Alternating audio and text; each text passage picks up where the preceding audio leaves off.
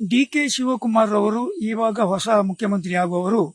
ಅವರಿಗೆ ಮುಖ್ಯಮಂತ್ರಿ ಆಗುವ ಎಲ್ಲ ಅವರಲ್ಲಿ ಸಾಮರ್ಥ್ಯ ಇದು ಇದೆ, ಅನುಭವ ಇದೆ. ಆದರೆ ಅವರು ಏನ್ ಮಾಡ್ಬೇಕಂತ ಹೇಳಿದರೆ, ಈಗ ನಮ್ಮ ಜಿಲ್ಲೆಗೆ ಅವರಿಂದ ಏನಾದರೂ ನಮಗೆ ಪ್ರಯೋಜನ ಆಗಬೇಕು. ಬರೀ ಪಕ್ಷಕ್ಕೆ ಮತ್ತೆ ಪಕ್ಷದ ನಮ್ಮ ಕಾರ್ಯಕರ್ತರಿಗೆ ಅಲ್ಲ, ನಮ್ಗೆ ಜನಸಾಮಾನ್ಯರಿಗೆ. ನಾನೊಬ್ಬ ಜನರಿಗೋಸ್ಕರ, ನಮ್ಮ ಸಮಸ್ಯೆಗಳಿಗೋಸ್ಕರ ನಾನೊಂದು ಮಾತೆತ್ತುವ, ಒಂದು ಧ್ವನಿ ಎತ್ತುವ. ಈಗ ನಮ್ಮ ಜಿಲ್ಲೆಗೆ ಏನಾಗಿದೆ ಅಂತ ಹೇಳಿದರೆ, ಇಲ್ಲಿ ಈ ಮೊದಲು ಒಂದು ಉಸ್ತುವಾರಿ ಸಚಿವರಿದ್ದರು. ಅವರಿಗೆ ನಾನು ನನ್ನ ಸಾಮಾಜಿಕ ಜಾಲತಾಣದಲ್ಲಿ ನನಗೆ ಬೇಸರ ಆಗ್ತದೆ ಹೇಳಲಿಕ್ಕೆ. ನಾನು ಅವರಿಗೆ ಒಂದು ಹೇಳ್ತಾ ಇದ್ದೆ, ಯಾವಾಗಲೂ ಕೂಡ ಒಂದು ಪ್ರವಾಸಿ ರೀತಿಯಲ್ಲಿ ಬಂದು, ಪ್ರವಾಸಕ್ಕೆ ಬಂದು ವಾಪಸ್ ಹೋಗುವ ರೀತಿಯಲ್ಲಿ ಅವರು ಬಂದು ಹೋಗ್ತಾರೆ. ಜನರಿಗೆ ಅವರಿಗೆ ನೇರವಾಗಿ ಭೇಟಿ ಮಾಡುವ ನಮಗೆ ಸಂದರ್ಭಗಳು ಕೊಡುವುದಿಲ್ಲ.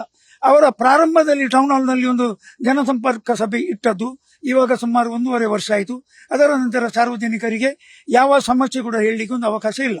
ಆದ ಕಾರಣ ಡಿ.ಕೆ. ಶಿವಕುಮಾರ್ ಯೋಗ್ಯ ವ್ಯಕ್ತಿ ಎಲ್ಲ ಸರಿ, ಆದರೆ ನಮಗೆ ನಮ್ಮ ಜಿಲ್ಲೆಗೆ ಒಬ್ಬ ಯೋಗ್ಯ ವ್ಯಕ್ತಿಯನ್ನು ಅವರು ಉಸ್ತುವಾರಿ ಸಚಿವರ ಹುದ್ದೆಯನ್ನು ಕೊಟ್ಟು, ನನ್ನಂತ ಬಹಳಷ್ಟು ಜನಸಾಮಾನ್ಯರಿದ್ದಾರೆ, ಸಾಮಾಜಿಕ ಕಾರ್ಯಕರ್ತರಿದ್ದಾರೆ. ಬಹಳಷ್ಟು ಜನ ಮಾತಾಡುವುದಿಲ್ಲ, ಆದರೆ ಮಾತಾಡುವವರಿಗೆ ಜನರ ಪರವಾಗಿ ಒಂದು ಅವಕಾಶ ಸಿಗುವ ನಮಗೆ ಒಂದು ಅವಕಾಶ ಮಾಡಿಕೊಡ್ಬೇಕಂತೇಳಿ ನಾನು ಡಿ.ಕೆ. ಶಿವಕುಮಾರ್ ಹತ್ರ ಕೇಳಿಕೊಳ್ತೇನೆ.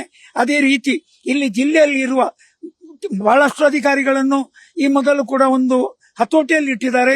ಜಿಲ್ಲೆಗೆ ಬಹಳಷ್ಟು ಸಮಾಧಾನ ಮತ್ತೆ ಪೀಸ್ ಹೇಳ್ತೇವೆ ನಾವು, ಶಾಂತಿ ನೆಲೆಸಿದೆ.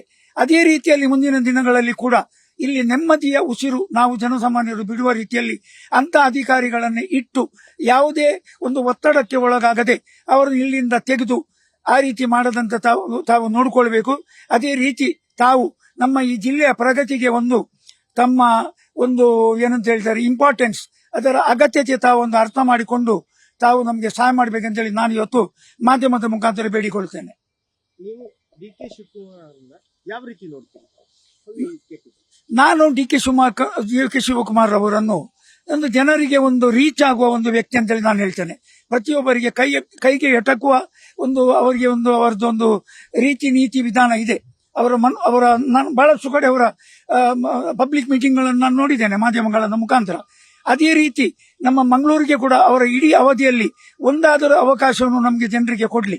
ಯಾಕಂತ ಹೇಳಿದರೆ, ಈ ಮೊದಲು ಮುಖ್ಯಮಂತ್ರಿ ಬಂದಿರುವಾಗ ಒಂದಿಬ್ಬರು ಕಾಂಗ್ರೆಸ್ಸಿನ ಮುಖಂಡರು ಅವರನ್ನು ಹೈಜಾಕ್ ಮಾಡುವ ರೀತಿಯಲ್ಲಿ ಕರ್ಕೊಂಡು ಹೋಗಿದ್ದಾರೆ. ಜನರಿಗೆ ಭೇಟಿಯಾಗುವ ಅವಕಾಶ ಕೊಟ್ಟಿಲ್ಲ.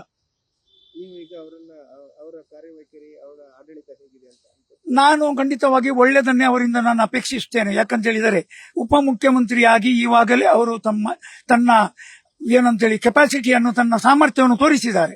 ಆದರೆ ಈ ಮೊದಲು ಮುಖ್ಯಮಂತ್ರಿಗಳು ಬಂದ ರೀತಿಯಲ್ಲಿ ಯಾರು ಆ ಮುಖ್ಯಮಂತ್ರಿನ ಕಿಡ್ನಾಪ್ ಮಾಡಿಕೊಂಡು ಹೋಗುವುದು ಬೇಡ, ಜನರಿಗೆ ರೀಚ್ ಆಗುವ ರೀತಿಯಲ್ಲಿ ಆಗಲಿ.